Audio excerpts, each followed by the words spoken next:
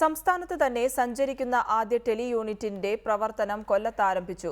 മൃഗങ്ങൾക്കുള്ള ശസ്ത്രക്രിയയ്ക്കും വിദഗ്ധ ചികിത്സയ്ക്കുമുള്ള ഉപകരണങ്ങൾ ഉൾപ്പെടെ എല്ലാ ആധുനിക സജ്ജീകരണങ്ങളുമുള്ള വാഹനമാണ് മൃഗസംരക്ഷണ വകുപ്പ് ഒരുക്കിയിരിക്കുന്നത്. സംസ്ഥാനത്ത് ആദ്യമായാണ് മൃഗസംരക്ഷണ വകുപ്പിന്റെ ടെലി വെറ്ററിനറി യൂണിറ്റിന്റെ പ്രവർത്തനം കൊല്ലത്ത് ആരംഭിച്ചത്. മൃഗങ്ങളുടെ വിദഗ്ധ ചികിത്സയ്ക്കുള്ള അൾട്രാസൗണ്ട് സ്കാനിങ്ങും കന്നുകാലികളെ ഉയർത്താനുള്ള ആനിമൽ ലിഫ്റ്റ് ഡിവൈസും ഈ വാഹനത്തിനുള്ളിൽ സജ്ജീകരിച്ചിരിക്കുന്നു. യൂണിറ്റിന്റെ പ്രവർത്തനക്ഷമത പരിശോധിക്കുന്നതിന്റെ ഭാഗമായി പന്നിയുടെ ആന്തരിക അവയവങ്ങളുടെ എക്സ്റേയും ലാബ്രഡോർ ഇനത്തിൽപ്പെട്ട നായയുടെ സ്കാനിങ്ങും നടത്തി.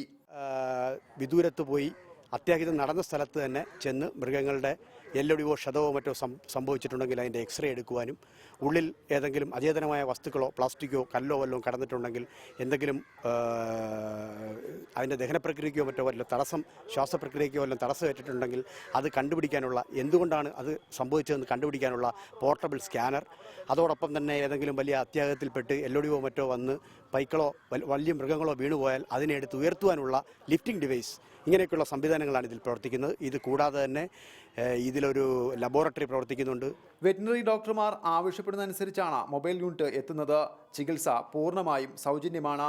1 കോടിയിലധികം രൂപ മുതൽ മുടക്കിയാണ് സംസ്ഥാന സർക്കാർ ഈ സംരംഭം ആരംഭിച്ചിരിക്കുന്നത്. റിപ്പോർട്ടർ, കൊല്ലം.